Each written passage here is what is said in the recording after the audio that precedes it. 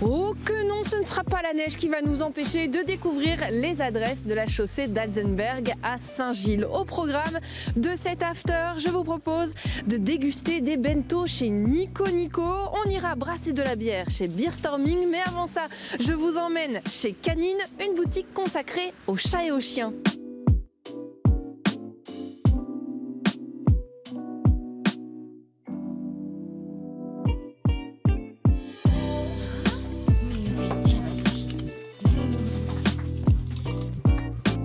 Ce que j'ai remarqué, c'est que vous connaissiez les noms de tous les animaux qui rentrent ici. Hein. Plus ou moins. Je me débrouille. Quand j'en oublie un, je finis toujours par le retrouver. Oui, et puis ça permet, j'imagine, d'apporter aussi les conseils appropriés en fonction des régimes alimentaires, des éventuelles allergies. L'alimentation, parfois, ça peut prendre du temps avant de trouver l'alimentation adéquate pour son chien ou son chat. Parfois, on ne sait pas très bien comment lire l'étiquette d'un paquet de croquettes. Ce qui est parfois mis en avant n'est pas toujours ce qui est le plus important dedans. Donc voilà, c'est aussi le travail que je fais pour eux. Ayant 3 chats et un chien, quand on allait potentiellement dans d'autres magasins à l'époque, on ne trouvait pas spécialement des produits locaux, c'était pas toujours bien mis en avant. Pourtant, il y a énormément de choses qui se font ici, donc on s'est dit pourquoi pas commencer déjà à chercher qu'est-ce qui se fait près de chez nous. Et en plus de ça, on s'est rendu compte qu'il y avait de la qualité qui était proposée ici en Belgique. Le vrac permet justement du coup aux clients de choisir leur quantité et de payer moins cher. Sur le vrac, on va être sur des prix comme 6 € le kilo. En emballé, on va plutôt pour des petites quantités être aux alentours de 10 € le kilo. Vous faites le choix de ne pas prendre forcément des os blancs qu'on voit un peu partout. Ouais. Pour quelle raison ? Parce que ces os blancs de base, on part souvent de peaux d'animaux, donc de peaux de bœuf, et on les nettoie. Souvent avec des produits comme de la javel, pour justement venir enlever l'odeur désagréable pour nous, la couleur désagréable pour nous, et ensuite on vient y ajouter des additifs pour attirer le chien et lui donner envie de mâcher ça. J'ai sélectionné ceux qui sont justement les plus tendres, pas trop durs à manger et gourmands. Ça tu vois, elle a envie de le prendre en gueule, c'est assez mou. Donc c'est pas trop dur à manger, vous pouvez même vous-même avec des ciseaux couper des morceaux. Je pense que ça peut être pas mal pour lui apprendre à mastiquer. Le parti qu'on a pris, c'est de proposer des mastications non transformées qui sont simplement déshydratées. Donc c'est vrai que parfois au niveau de l'odeur et au niveau du visuel, ça fait bizarre parce qu'on va avoir des peaux de bœuf, des trachées, des oreilles, ce genre de choses, même des pénis. Et donc c'est pas toujours évident pour le client, mais les chiens, eux, ils adorent ça. Regarde là-haut, et ça c'est quoi? Ah bah dis donc, voilà, et c'est reparti. Et après je vais arrêter parce que peut-être qu'elle va manger trop d'un coup. Mes chats et mon chien, c'est un peu mes petits testeurs quoi. Ils sont un peu trop gâtés parfois, mais j'aime bien leur faire tester les nouvelles friandises, les accessoires, les jouets. C'est vrai que quand je vois leur intérêt, ça me met en confiance, ça me permet d'en parler encore mieux aux clients. Toutes mes litières, je les ai essayées. Merci mes chats, ils sont très gentils avec moi. Parce que j'aime bien pouvoir parler de leur efficacité. Et je sais que ça, les clients, ils apprécient beaucoup. Pourquoi avoir choisi la chaussée d'Alzenberg, Saint-Gilles? C'est un peu la chaussée centrale, on va dire, qui traverse Saint-Gilles, avec la chaussée de Waterloo. Et depuis quelques années, il y a de plus en plus de boutiques qui ouvrent, de petits restaurants aussi, de qualité. On a le fromager qui est juste là. Je pense que vous allez voir Nico après. Il y a aussi des tatouages, il y a pas mal de choses qui ont ouvert ces dernières années. Vous aussi, vous en faites partie, en fait. Partie, ouais. Ça a tellement de succès canine que vous avez ouvert... Un toilettage en face, oui. Il y avait une demande? Il y avait une demande dans le quartier, oui. Les seuls toiletteurs seront à Ixelles ou à Forêt. Mais il y a d'autres projets qui arrivent. On espère pouvoir ouvrir un magasin Ixelles, ouais, dans pas très longtemps. C'est tout ce qu'on vous souhaite. Merci beaucoup. J'ai beaucoup entendu parler de chez Nico Nico. C'est un comptoir traiteur japonais. On y mange des bento. Je voulais évidemment vous y emmener.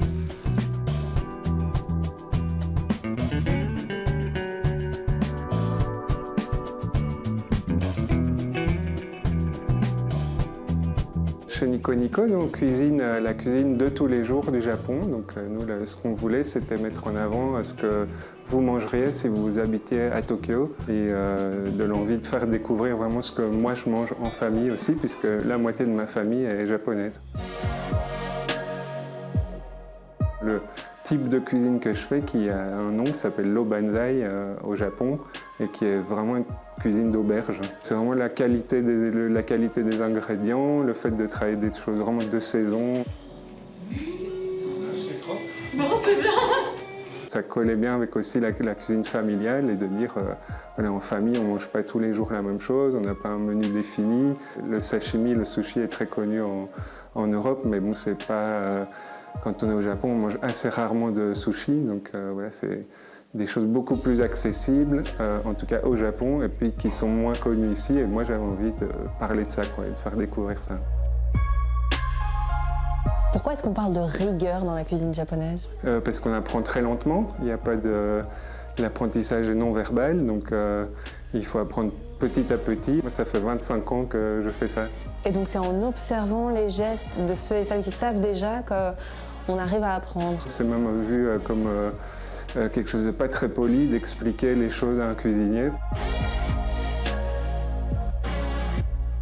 Ça a été, j'ai l'impression, un petit coup de cœur dans le quartier quand vous êtes arrivé. L'idée des bentoya, donc des restaurants qui font des bento au Japon, c'est vraiment d'être utile au quartier, aux quelques rues autour de chez soi et d'avoir des clients qu'on voit tous les jours, qu'on connaît, dont on connaît les habitudes culinaires. On n'est pas sur Uber Eats, on n'essaye pas de vendre des produits de l'autre côté de Bruxelles.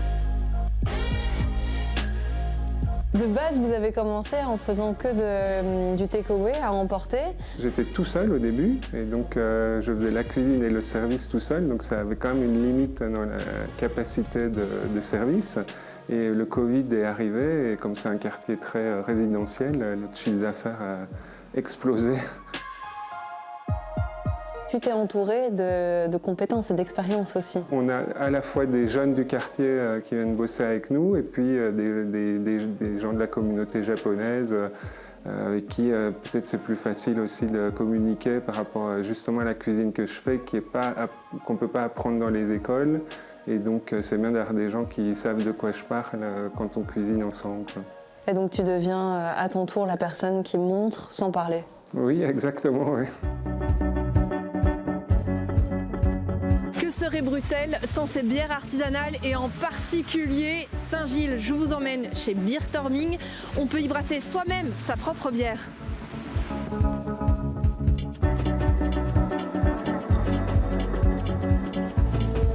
Et situé chez Beerstorming, dans un laboratoire brassicole, on permet au groupe de venir élaborer et brasser leurs propres recettes de bière. On fait des ateliers de brassage 2 à 3 fois par semaine. En plus des bières que vous proposez vous-même avec l'équipe Beerstorming. Tout à fait. On brasse aussi nous-mêmes nos recettes sur le côté, mais l'axe principal est clairement de donner la possibilité aux gens ou à des sociétés ou à des restaurants, cafés, de créer eux-mêmes leurs propres recettes. Qu'est-ce qui t'a encouragé à ouvrir cette microbrasserie? Mais créer de nouvelles saveurs, créer de nouveaux types de bières et styles de bière, et aussi de permettre aux gens de partager un peu notre passion et d'expliquer ce que c'est en fait la bière. Parce qu'ici en Belgique, on a beaucoup de gens qui boivent de la bière, mais il n'y en a pas encore beaucoup qui savent vraiment ce que c'est. 574 bières brassées. Bientôt et dans un instant. Concrètement, c'est vous qui allez brasser la bière. Vous allez prendre toutes les décisions par rapport à cette bière et vous allez du coup devoir brainstormer autour de la bière, qui est notre nom, Beerstorming. Entre 4 à 6 semaines après le brassin, vous pourrez venir récupérer votre propre bière ici. Chaque bière qui est élaborée ici est par la suite postée sur les différents réseaux sociaux. Il y a un petit concours et chaque 3 mois, on commercialise celle qui a remporté le plus de succès. Chaque fois qu'on en sort une nouvelle, on en retire malheureusement une. C'est un peu en édition limitée, quoi. Exactement. Oh, ok. Pourquoi Saint-Gilles? Saint-Gilles, c'était un petit coup de poker dans le sens où il y a 8 ans quand on s'est installé, Saint-Gilles n'était pas pareil que maintenant et le quartier s'est pas mal dynamisé et surtout qu'il n'y avait pas eu de brasserie à Saint-Gilles depuis au moins 60 ans. La dernière bière que vous, Beerstorming, vous avez commercialisée, c'est quoi? La dernière bière, elle remonte il y a 1 mois et demi. On a sorti la Belgian Balance et on est d'ailleurs très très fiers. C'est notre première bière sans alcool, une IPA bien houblonnée. Il y a une particularité de brasser une bière sans alcool? C'est très très complexe dans le sens où l'alcool est un peu le squelette de la bière et quand on retire le squelette, tout s'effondre. Et du coup, il y a 2 grandes techniques. Ou bien on fait une bière avec de l'alcool et on retire l'alcool, ou alors maintenant il y a des levures qui te permettent de pas trop fermenter et du coup pas trop de créer d'alcool, quoi. Donc tu me fais goûter la dernière bière sortie là. Exactement, la Belgian Balance. Sans alcool, merci beaucoup. Merci de nous avoir suivis cette fois encore pour le numéro d'After. Je vous dis à très vite. Et si vous avez des idées d'adresse, une adresse à qui écrire, after@bx1.be. Santé!